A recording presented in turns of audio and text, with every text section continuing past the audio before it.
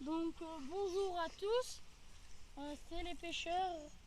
On se retrouve aujourd'hui pour une petite session de 2 à 3 heures de pêche à la carpe, voire 4 heures. Du coup, regardez mon ami, il est en train de préparer sa canne.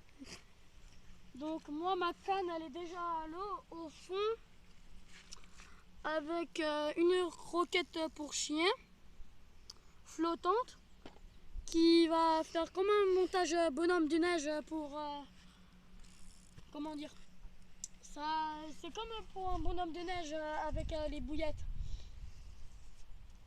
Il y aura le plomb et plus loin il y aura l'hameçon avec la croquette qui va se balader comme ça et comme ça. Du coup là je vais vous présenter les autres appâts qu'on va utiliser pour cette session. Donc du maïs qu'on a pris dans les champs, qu'on a fait cuire, comme vous pouvez le voir là. Ensuite du maïs normal, des pinky, ensuite des patates aromatisées avec de l'herbe. Et je vais vous montrer l'ingrédient qu'on utilise presque tous les pêcheurs pour la carpe. Des bouillettes à la fraise, de cesson sas à la fraise, voilà. Du coup, qu'est-ce que je voulais dire? Ah oui, merci pour le 1e abonné. Si ça pourrait grandir et avoir un maximum de j'aime, ça m'arrangerait. Voilà. Du coup, je laisse la parole à mon collègue. Merci Kevin. Merci Kevin. Ouais. Voilà, je m'appelle Quentin. Là, je vais être à mettre des pinky pour la carpe. Vous voyez. Après, je vais lancer et on va voir ce que ça va donner. Je peux Voilà. t'interrompre vite fait? Mets du maïs avec. Pour Attends. parce que sinon tu n'auras que des petits. Voilà. Attends, je peux mettre. Et du coup, maintenant, on va vous présenter le matos, c'est-à-dire épuisette canne. Donc, moi, j'utilise une canne certes en 2 mètres, 2 mètres 10, je crois. Moulines Ukuma de ses Zorax, puis sa canne, et 2 piquets et une épuisette là-bas. Voilà. Je te laisse présenter ta canne, s'il te plaît. Ma canne s'appelle Faut que tu regardes. Cap, je sais plus comment ça s'appelle. Je l'ai acheté pas ici en France. J'étais en Espagne. Et là, je suis en train de préparer pour les pinky tout ce qu'il faut après. Et là, je vais mettre du maïs avec de l'eau que j'ai mis dans le frigo. Ça, il faut faire toujours ça, sinon ça c'est mauvais. Là, je vais en mettre. Je suis bien soufflé. Je vais t'interrompre 30 secondes, Quentin. Ouais. Voilà à quoi ça ressemble une fois trempé à l'eau. Je vais la changer pour vous montrer comment on accroche ça sur son... Ah oui, j'ai oublié de vous dire, ça flotte. Là, ça flotte plus parce qu'elle a été bien trempée. Mais toi, le caméraman, tu peux venir ici.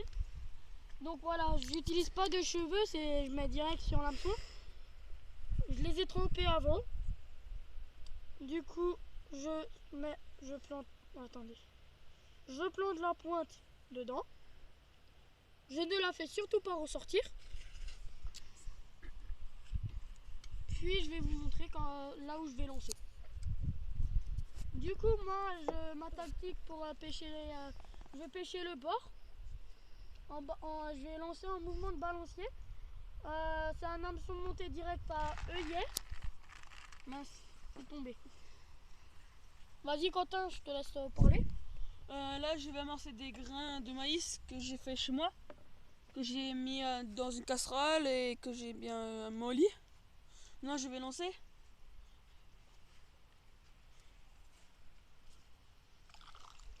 Ok, toi comme moi, t'as décidé de pêcher le bord. Là, je vais lancer avec des pinky et du maïs, comme vous pouvez voir.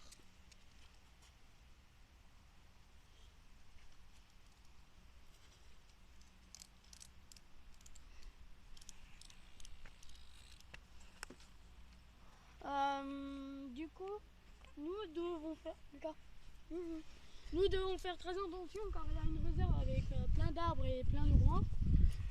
Du coup, on pêche le frein ouvert, mais pas trop. Je vais faire comme lui, je vais amorcer. Un petit peu. Vraiment pas beaucoup, vous pouvez voir. Regardez. Vraiment pas beaucoup. J'amorce ça. Et je vais faire une tactique. Je vais en prendre 3-4 dans la main, puis je vais amorcer à chaque fois. Comme ça, ça fait un petit cercle autour de l'appât. Comme ça, ça rend très attractif. Voilà. Qu'est-ce que je pourrais vous dire encore? Voilà. Non. Dans cet étang, on a déjà pêché plusieurs fois. Cet étang est ouvert le week-end et les jours fériés. Et si vous vous souvenez bien, si vous regardez nos 2 autres vidéos, les vidéos sont dans l'étang de derrière, où il y a une très grosse population de carpes comme ici. Et dans cet étang, on met des truites toutes les 2 semaines. Il y a des esturgeons, il y a un silure, il y a des brochets, il y a des carpes et il y a des petits poissons. Dans l'autre étang, il y a des carpes, peut-être 1 ou 2 brochets et du petit poisson. Des tanches, comme ici et là-bas. Donc voilà. Nous décidons de venir pour faire une petite session d'après-midi. Voilà. Lui, tout comme nous, on a décidé de pêcher le bord. Du coup, comme ça. Moi, comme vous pouvez voir, j'ai mon fil tendu. Comme ça, si la carpe, elle va décider de prendre, si elle part par là, il y aura le frein qui déroule. Et il y aura la canne qui va se plier en fait comme à chaque fois. Et sa stratégie, lui, je sais pas, je te laisse l'expliquer. Moi, la stratégie que je donnais à des collègues à moi, dans Bassenheim ou dans d'autres pays, moi, la plus idée, c'est avec le beeper, carpe. Et moi, un peu plus comme ça, c'est bien. Voilà. Nous, on utilise surtout le beeper pour la nuit, dès qu'on fait des grosses sessions en lac et tout ça. Ce qui est bizarre, avant, là, je vous ai montré ça. Ça, c'est, je les ai trempés il y a quoi, 24 heures, même pas? Non, il y a 2 heures à peu près. Donc voilà, ils sont mous. Comme vous pouvez le voir, ça s'écrase. Et je vais vous montrer que ça flotte. Voilà, il y a une petite particule qui est descendue à l'eau, mais le reste flotte.